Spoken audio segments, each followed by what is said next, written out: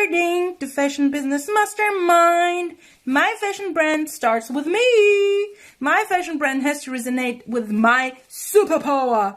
My true genius becomes a core part of the brand communication strategy. Ooh.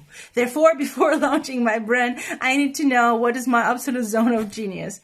It is something I enjoy doing, something I can hold 1 hour presentation about if woken up in the middle of the night, something I get into the state of flow while doing. A difficult part about the true genius is that it is supposed to be so easy for me that I maybe even dismiss it as not a big deal. I may even think that this true genius of mine is actually my weakness. So weirdo. It is supposed to be so easy and so natural for me that I do not understand that it is difficult and often even impossible for other people.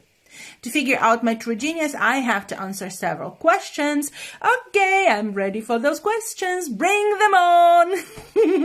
Give me a heart of encouragement. Follow my journey for more and make this cross disappear.